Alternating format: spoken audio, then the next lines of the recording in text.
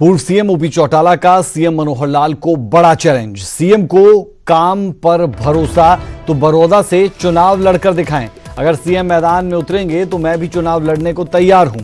मेरे सामने चुनाव लड़कर देखें, हकीकत पता चल जाएगी। फिलहाल जमानत पर हैं चौटाला, जल्द खत्म होने वाली है सजा।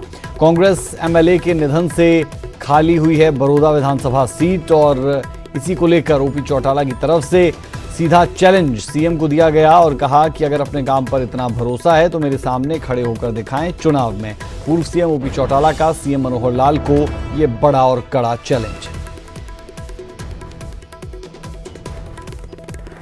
अगर मुख्यमंत्री जी से पलट के आप एक बात और पूछें, आप हरियाणा विधानसभा के 90 क्षेत्रों में से 17 तो रिजर्व है,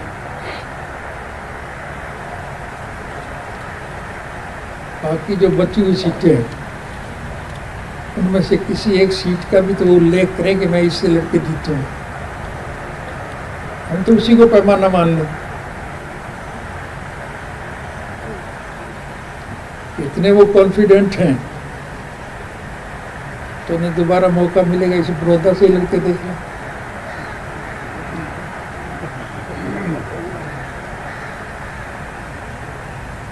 मेरा ख्याल मुझे भी छुटकारा मिल जाएगा,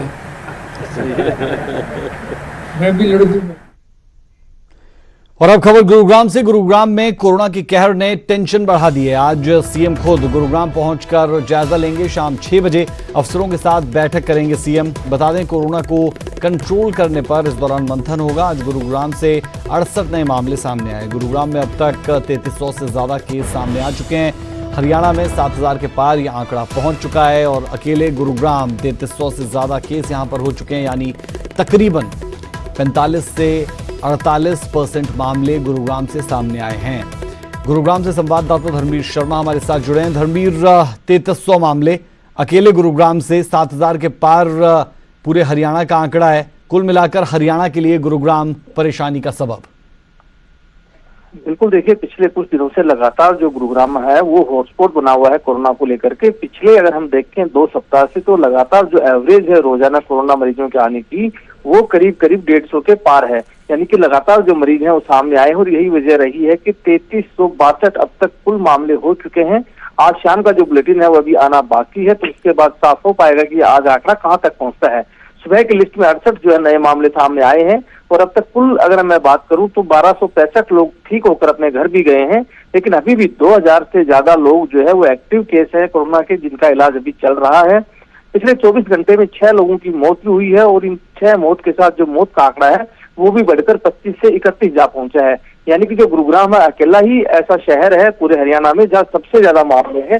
3300 के पार मामले जा पहुंचे हैं। एक तरह से हम कह सकते हैं कि करीब 50% के आसपास जो है ये मामले अकेले गुरुग्राम के बनते हैं।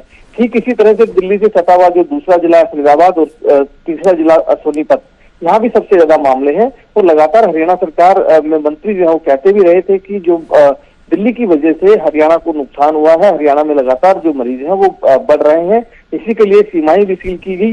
लेकिन अब जब सब कुछ सामान्य हो रहा है तो सब चीजें सामान्य तरीके से चल रही, आवाजाही चल रही है और उसी तरह से अब लगातार जो मामले हैं वो भी बढ़ रहे हैं।